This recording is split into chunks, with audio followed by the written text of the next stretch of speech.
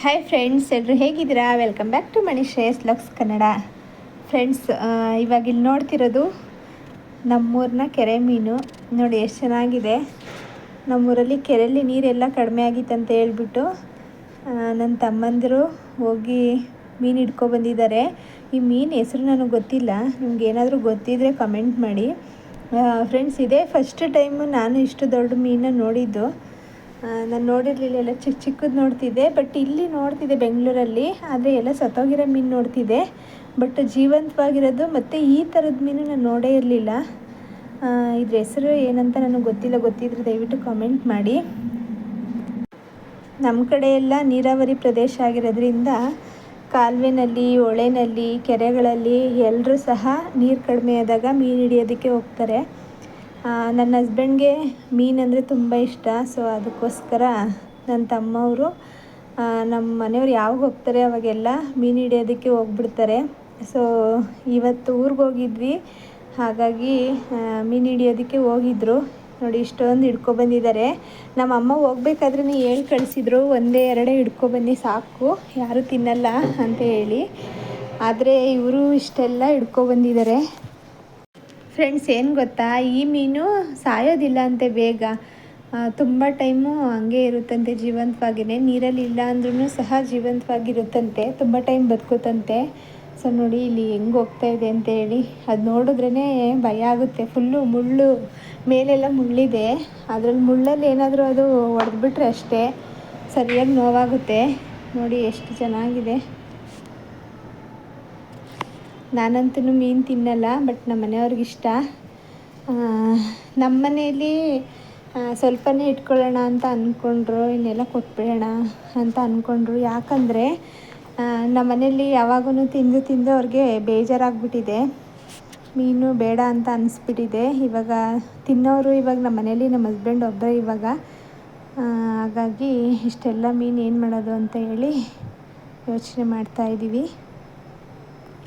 ನಮ್ಮೂರಲ್ಲಿ ಸುಮಾರು ಜನ ಹೋಗಿದ್ರಂತೆ ಕೆರೆ ಹತ್ರ ಮೀನು ಹಿಡಿಯೋದಕ್ಕೆ ಅಂತಲೇ. ಬಟ್ ಅವ್ರಿಗೆ ಯಾರಿಗೂ ಸಿಕ್ಕಿಲ್ಲ. ಬಟ್ ಇದು ಮೀನು ಹಿಡಿಯೋದಕ್ಕೆ ಟೆಕ್ನಿಕ್ ಬೇಕಂತೆ. ಸೊ ನನ್ನ ತಮ್ಮವರು ಚೆನ್ನಾಗಿ ಮೀನು ಹಿಡಿತಾರೆ, ಹಾಗಾಗಿ ಇವ್ರಿಗೆ ಎಷ್ಟೊಂದು ಮೀನುಗಳು ಸಿಕ್ಕಿದೆ. ನಿಜವಾಗೂ ಅದು ನೋಡೋಕ್ಕೇ ಎಷ್ಟು ಖುಷಿಯಾಗುತ್ತೆ ಅಂತಂದರೆ, ಖುಷಿನೂ ಆಗುತ್ತೆ, ಭಯನೂ ಆಗುತ್ತೆ. ಅದು ಹಿಂಗೆ ಕೈಲಿ ಹಿಡಿದ್ರೆ ಫುಲ್ಲು ಜಾರಿ ಹೋಗ್ಬಿಡುತ್ತೆ. ಹಾಗಾಗಿ ಖುಷಿನೂ ಆಗುತ್ತೆ, ನೋಡೋದಕ್ಕೆ ಭಯನೂ ಆಗುತ್ತೆ. ಫುಲ್ಲು ಹಿಂಗೆ ಎಗರು ಬಿಡುತ್ತಲ್ಲ, ನೀರಲ್ಲಿ ಇದ್ದು ಫುಲ್ ಮೇಲ್ಗಡೆ ಎಲ್ಲ ಸಾಫ್ಟ್ ಆಗಿಬಿಟ್ಟಿದೆ ಅದು. ಸೊ ಇಷ್ಟೊಂದು ಮೀನುಗಳು ನಿಜವಾಗ್ಲೂ ನಾನು ಹುಟ್ಟಿದಾಗಿಂದ ಇದೇ ಫಸ್ಟು ನೋಡಿದ್ದು. ನಾವು ಎಲ್ಲರೂ ಚಿಕ್ಕ ಮಕ್ಕಳಲ್ಲಿರುವಾಗ ನಮ್ಮದು ಗದ್ದೆ ಇರ್ತೈತಲ್ಲ, ಭತ್ತ ಹಾಕ್ತಿದ್ವಲ್ಲ, ಆ ಗದ್ದೆಗಳಲ್ಲಿ ನಮ್ಮಮ್ಮ ಅವರು ಏಡಿಕಾಯಿ ಹಿಡ್ಕೊಳ್ಳೋರು. ಏಡಿ ಬರುತ್ತಲ್ಲ, ಅದನ್ನ ಬಿಲ್ಲದಲ್ಲಿ ಕೈ ಹಾಕಿ ನಮ್ಮಮ್ಮ ಹಿಡ್ಕೊಡ್ತಾಯಿದ್ರು. ನಾವು ಬಾಕ್ಸ್ಗೆ ಹಾಕ್ಕೊಂಡು ಇದು ಮಾಡ್ತಿದ್ವಿ. ಮತ್ತು ನಮ್ಮಮ್ಮ ಕಳೆ ಕೀಳಕ್ಕೆ ಹೋಗ್ಬೇಕಾದ್ರೆ ನಾವು ಹಿಂದೆಯೇ ಬಾಕ್ಸ್ ತೊಗೊಂಡು ಹೋಗ್ತಾಯಿದ್ವಿ.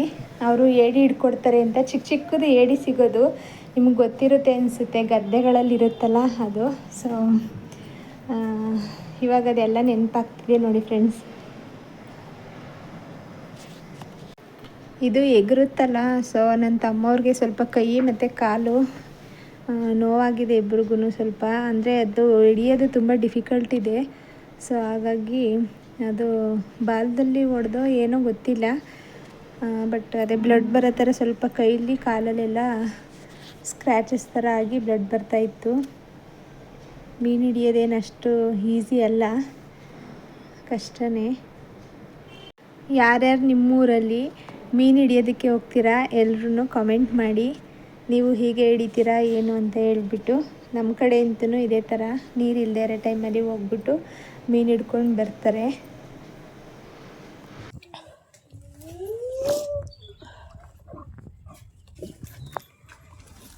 ಏರ್ಪೋರ್ಟಲ್ಲಾಗಿದ್ರೆ ಆರಾಮಾಗಿ ಮಾಡ್ಬೋದು ಅಲ್ವಾ?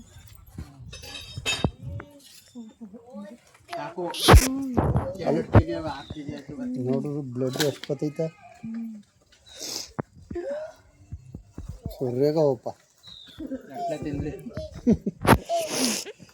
ಅಯ್ಯೋ, ಅದು ಹಿಡಿಯೋದು ನೋಡ್ರಿ ಖುಷಿ ಆಗೋದು, ಹೊತ್ತಿಗೆ ಹಿಡಿಯೋದು ನೋಡ್ರಿ ಖುಷಿ ಆಗೋದು. ಇದೇ ತಗೊಂಡಪ್ಪ.